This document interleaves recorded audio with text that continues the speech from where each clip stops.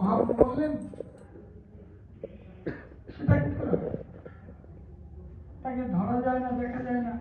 সে তো নন্দ মহারাজের ছেলে হয়ে মা যশোদার কাছে ক্ষীর মাখন নদী ছাড়া সেবা করেছে।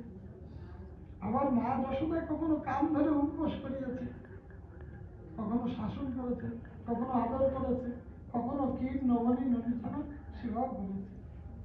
আবার শ্রীরাম সুদাম বসুদাম সগগন তারা গোচরণ খেলা খেলতে খেলতে বনের থেকে গাছের থেকে ফল পেরে নিজে খেয়ে কৃষ্ণকে খাওয়াচ্ছে।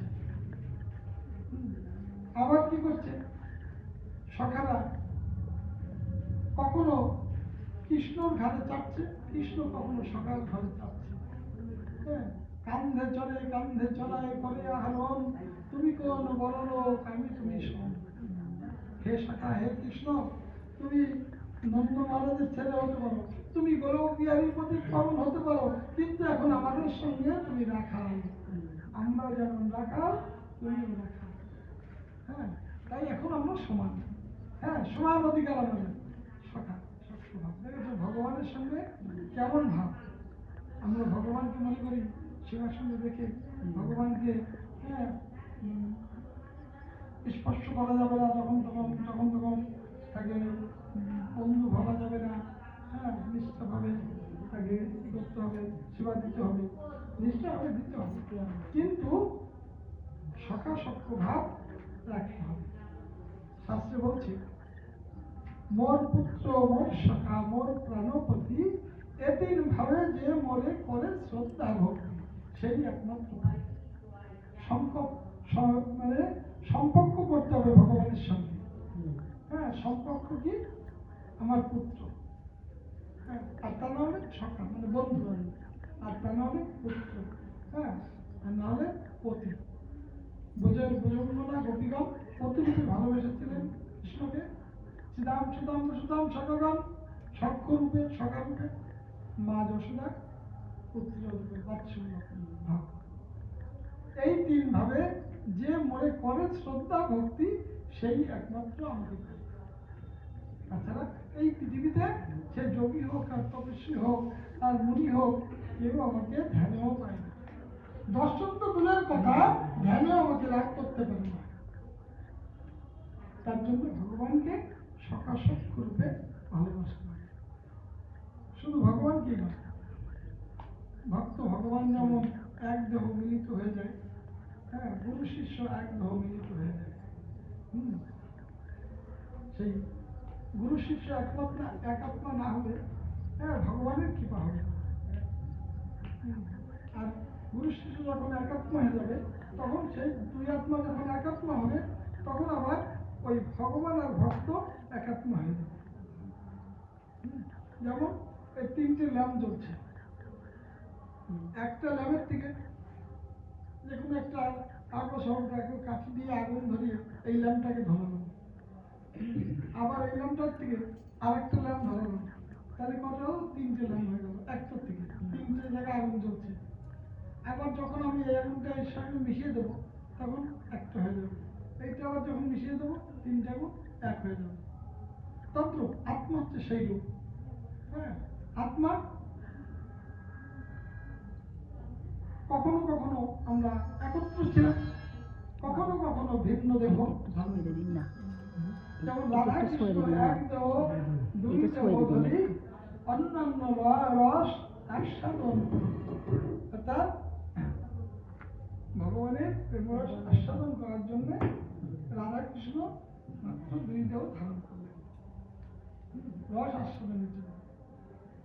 আবার গৌর অবতারে দুই দেহ এক দেহ ধারণ করলেন, রাধা কৃষ্ণ মিলিত গৌর। আবার একটা রূপ রেখেছে, আবার তার মধ্যে আবার একটা রূপ ভিন্ন রেখেছে, কে গদাধার। গদাধার রাধারানীর সঙ্গে। কেন? রাধারানী একদিন মনে মনে বাসনা করেছিলেন, আমি যদি সখা হতে পারতাম তাহলে আমি গোবিন্দর কাছে সবসময় থাকতে পারতাম। কখন ভেবেছিলেন? যখন ভগবান সুবলকে পাঠিয়েছিলেন যাও তুমি একবার রাধারানীকে নিয়ে এসো রাধাকুণ্ডে। সুবল গেলেন জটিলা কুটিলা বাড়ি। কিভাবে গেলেন? বলছে বাঁশরি খুঁজি খুঁজি আম হেতা আওয়ালো ঘুমিয়া ঘুমিয়া বহু দেশ। হ্যাঁ, জটিলা কুটিলাকে বলছে মাগো আমাদের একটা ধামুলি গায়ে শ্যামলি বাছুর হয়েছে, তাই বাছুরটি হারিয়ে গেছে। এখন এই বাছুরি খোঁজ করতে করতে আমি এই রোদের মধ্যে ঘুরতে ঘুরতে তোমাদের বাড়ি এসে পৌঁছে গেলাম। হ্যাঁ, কোথায় বাছুরি তো পেলামই না। হ্যাঁ, এখন জল পেপাসে আমার প্রাণ যায়, কিন্তু উদ্দেশ্য রাধারানীর সঙ্গে দেখা করে। জটিলা বলে বসলেন কুটিলা, এই শুভ, আমি যেখানে জল নিয়ে বসে আছি, যা রাধারানীর কাছ থেকে জল খেয়ে আয়, বৌমার কাছ থেকে জল খেয়ে আয়। তা সুবল মনে মনে করছে আমি তো এটাই চেয়েছিলাম। হ্যাঁ, যাক ভালোই হলো। গেলেন। তখন রাধারানী সুবলকে দেখে বলছে আসলে প্রাণের ভাই সুবল, একই অপরূপ দেখা। কব দেখি বনে আছে কেমন তোমার শাখা। তোমার শাখা বনে কেমন আছে একবার আমায় খুলে বলো। বলছে ভালো নেই, তোমার শাখা ভালো নেই। হ্যাঁ, রাধাকুণ্ডুর তীরে অচৈতন্য হয়ে পড়ে আছে। তুমি যদি যে দেখা দাও, দর্শন দাও, তবে প্রাণে বাঁচবে, নাহলে প্রাণী হয়তো বাঁচবে না। তাই কিন্তু কি করে যাবো শুভ? আমি তো শাশুড়ি ননদী আমার বাদী। হ্যাঁ, কৃষ্ণ কথা বলতে নাই। হ্যাঁ, কৃষ্ণ কথা বলতে গেলেও আমার জ্বালা। তাই আমি কেমন করে যাবো? বলছে একটা বুদ্ধি আছে। আমি এখানে রাধারানী সেজে তোমার বেশভূষা আমাকে দাও, আর আমার বেশভূষা তুমি পাও। হ্যাঁ, তখন সুবলেরও বেশ পড়িল রাধিকা, রাধারানীর বেশ পড়িল সুবল। হ্যাঁ, এবার রাধারানী সেজে সুবল থাকলো ঘরে, আর রাধারানী সুবল সেজে ওই বাছুরি খুঁজতে খুঁজতে আসছে।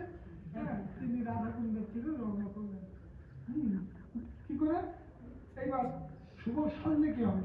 নারীর তো একটা আভরণ আছে, সেটা ঢোকাবে কি করে? তাই কি করলেন? জন্মাকে স্মরণ করলেন। জন্মা বললে উপায় আছে, সুবল তো বাছুরি খোঁজ করতে আসছে, তুমি বাছুরি একটা করে দিয়ে নাও, তোমার বাছুরির তো অভাব নেই। তাই বাছুরি কোলে করি হাম একটা ধারালো আওলো রাধাকুণ্ডের তীরে।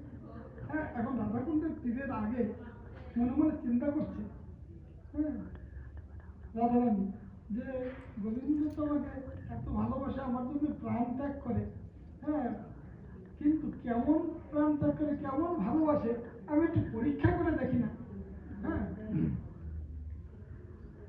তখন পরীক্ষা কি করবে? গেছে তো সুবলের বেশ ধরে। তখন গোবিন্দ দেখছে সুবল ফিরে আসছে, রাধারানী আসেনি, সুবল ফিরে আসছে। গোবিন্দ বলছে আসলে প্রাণের ভাই সুবল, হ্যাঁ, যে অপরূপ দেখা। হ্যাঁ, হে সুবল, তোমাকে যে কারণে পাঠালাম আমি যাবটে রাধারানীকে আনার জন্য, হ্যাঁ, তুমি রাধারানীকে আনতে পারলে না।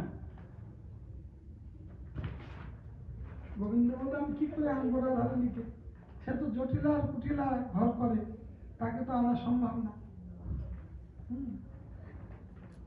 তখন রাধারানী ছল করে বলছে গোবিন্দ, হ্যাঁ, যে রাধারানীকে যখন আমি আনতে পারলাম না, আমি চলে গেলাম কোন মানে চন্দ্রাবলী কুঞ্জে। আমি চন্দ্রাবলী কুঞ্জে যে চন্দ্রাকে বললাম, হে চন্দ্রা, রাধারানীর বিহানে তো গোবিন্দ প্রাণ যায়, তা তুমি একবার দিয়ে না দেখা দাও, তুমি তো রাধারানীর বোন, তাই তুমি দেখা দিলে হয়তো গোবিন্দ একটু প্রাণ বাঁচতে পারে। তাই ভাবিয়া আমি গেলাম চন্দ্রার ভবনে, কহিলাম তাহারে সব বিবরণ। হ্যাঁ, তুমি যদি একবার আজ্ঞা করো নাই, তাহলে আমি যে চন্দ্রবলীকে নিয়ে আসতে পারি এখন। কে বলছে? রাধারানী বলছে। সুবল ধারণ করে গেছে। গোবিন্দ বলল কেউ যদি যদি জল পিপাসা লাগে, সে যদি আগুন পান করে, মানে আগুন সেবা করে, তাহলে জল পিপাসা মেটে? জল পিপাসা মেটে না। হ্যাঁ, তাই তুমি আমাকে জল পিপাসা লেগেছে, তুমি আগুন এনে দিচ্ছ আমাকে, হ্যাঁ সেবা করো, তা কখনো হয়? যাক, তোমাদের চন্দ্রকেও আনতে হবে না, আর রাধারানীর দরকার নেই। আমি রাধা কুণ্ডে ঝাঁপ দিব, তেজিব পরাণ, বদনে বলিব হাম, শিরাধারী নাম। তাই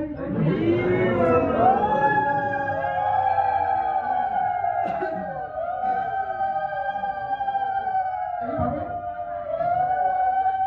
গোবিন্দ আমার রাধারানীর সম্মুখে রাধাকুণ্ডের তীরে ঝাঁপ দিতে যাচ্ছে। যখন ঝাঁপ দিতে যাচ্ছে, তখন কি আর থাকতে পারে রাধারানী? সঙ্গে সঙ্গে বাছুরি ফেলে, হ্যাঁ, কানুকে জড়িয়ে ধরে করে তুলে, হ্যাঁ, দিয়ে ওখানে রাধাকুণ্ডের তীরে মিলন হয়ে গেল রাধাকুণ্ডে। এবার দেখলে তো সুবর্ণায় রাধারানী। তাই ঘটনা হচ্ছে যে এই যে লীলা, হ্যাঁ, এটা হচ্ছে মানে ভগবানের সমস্ত এই পৃথিবীর সমস্ত লীলার থেকে শ্রেষ্ঠ লীলা এই নরলীলা। এই নরলীলার মধ্যে, হ্যাঁ, সেই অমৃত সদা লুকিয়ে আছে। তাই গোবিন্দ জীবের জন্য, আমাদের জন্য এই হেন লীলাগুলো করেছেন। কারণ মায়াবদ্ধ জীবের নাই কৃষ্ণ স্মৃতি জ্ঞান, জীবের লাগিয়ে কৃষ্ণ করিলেন বেদ পুরাণ। এই যে বেদ পুরাণ শাস্ত্র আদি যা কিছু আমাদের জন্য। এইবার মহাপ্রভু কেন এই নদিয়ায় আবির্ভাব হলেন? কত যুগে তো অবতার হয়েছে, এবং তিনি ভক্ত ভাব কেন নিলেন? এই কলিতে আমি আর ভক্তকে কষ্ট দেব না। ভক্তকে আমি যে অমৃত সেবা করি, সেই অমৃত ভক্তকে দান করি। ভক্ত যেন এই অমৃত সেবা পেয়ে তার আর বারবার এই ধরাধামে আসা যাওয়া না করতে হবে, তার জন্য। তাই গৌরী অনার্পিত চরিঞ্চরত করুণাবতীর্ণ কলৌ সমাপয়ন দুর্জল রসম সবকৃষ্ণ হরিব্রত সুন্দর দুটি কদম্ব সুন্দরিত সদা হৃদয় স্কন্দরে স্ফুটিত বা সতীর্ণ। অর্থাৎ কোন কালে, কোন যুগে, কোন অবতারে যাহা বিতরণ হয় নাই, সেই অনার্পিত প্রভু সম্পদ বিতরণ লাগি কলিযুগে অবতীর্ণ হলে সচিনন্দন গৌর। কিন্তু এবার আমরা কি পেলাম? তিনি যে সে অনার্পিত সম্পদ নিয়ে এলো, সেটা কি আমরা পেয়েছি কিছু? পাইনি বললেও ভুল হবে। নিতে পারছি না, নিতে পারছি না। সেগুলো গুপ্ত ভাবে, গোপনীয় ভাবে আছে গুরুর কাছে। গুরুর কাছে আছে সেই সম্পদ, আর কোথায় কোনো বাজারে দোকানে পাওয়া যাবে না। এই জন্য গুরু এই জগতে শ্রেষ্ঠ। সেই অমৃত সুধা পেতে গেলে গুরুর কাছে ছাড়া, এবং শুধু গুরু হলেই হবে না, হ্যাঁ, গুরু এই জগতে অনেক আছে, গুরু হলে হবে না। বলছে দীক্ষা গুরু হন্সি কৃষ্ণের স্বরূপ, শিক্ষা গুরু হয় মহন্ত অন্তর্যামী রাধারানীর স্বরূপ। কিন্তু শিক্ষা যে কাকে বলে, এটাই তো জীব জানে না। হ্যাঁ, ওই মঠের থেকে বললো মালা করো, হ্যাঁ 16 মালা করো, হ্যাঁ, তাহলে 32 মালা করো, 1 লক্ষ মালা করো। মালা করলে সব হয়ে গেল না। মালা করলে যদি হয়ে যেত, তাহলে শাস্ত্রে লিখত না কোটি জন্ম করিলে শ্রবণ কীর্তন, তথাপি না পাই সেই বোঝের বোঝেন। আবার বললেন একবার কৃষ্ণ নাম লইলে যত পাপ করে, জীবের স্বার্থ নাই তত পাপ করে। হ্যাঁ, জীব পাপ মুক্ত হয় কোথায়? এই যে এত যে পাপ করছে, কোথায় পাপ মুক্ত হয়?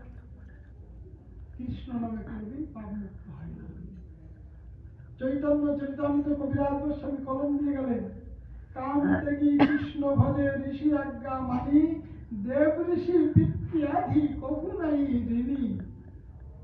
এতই সস্তা না, হরির নাম খাবলা খাবলা নয়। হ্যাঁ, হরির নাম করলাম পাপ মুক্ত হয়ে যাব তা নয়। কাম ত্যাগী কৃষ্ণ ভজে ঋষি আজ্ঞা মানি, দেব ঋষি পিতৃয়াধি কভু নাই ঋণী। একজন সন্ন্যাসীদের শ্রাদ্ধ পিণ্ড করতে হয় না, সে পাপ মুক্ত হয়ে যায়। হ্যাঁ, কেন? পিতৃসত্তাকে সে রক্ষা করে থাকে। হ্যাঁ, পাপের গোড়া হচ্ছে ওইখানে। হ্যাঁ, ওই জায়গাটায় পাকা না হতে পারলে তুমি যাই করো না কেন, তোমার বারবার আসতে হবে আর যেতে হবে। হয়তো ভক্ত হতে পারো, হ্যাঁ, হরির নাম করতে পারো, কিন্তু জন্ম মৃত্যুর থেকে তুমি রেহাই পাবে না। তা সেই জায়গাটা কয়জন গুরু জানবে? হ্যাঁ, সেই যে বর্ষায় দুই মহারাজ আলোচনা হচ্ছে, হ্যাঁ, বিশ্বম্বরের ওখানে একজন শিবাসঙ্গনের আর একজন ওই আমার ফর্দা।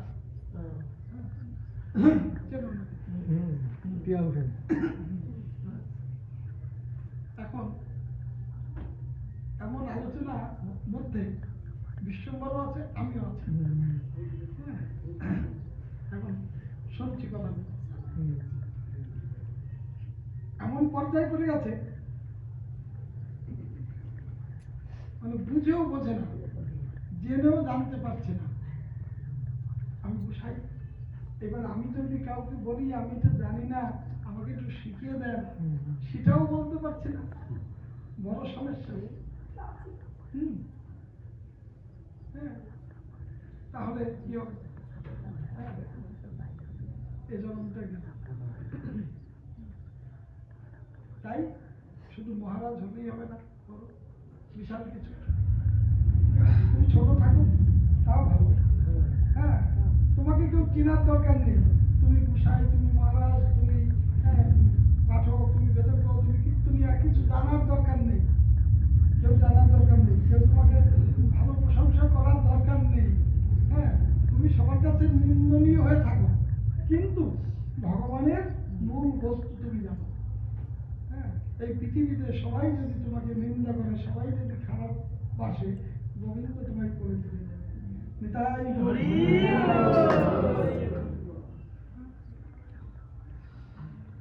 যাই হোক, এগুলো জানতে গেলে এই যে দীক্ষা এবং শিক্ষাগুলো, হ্যাঁ, এই যে কি বললাম,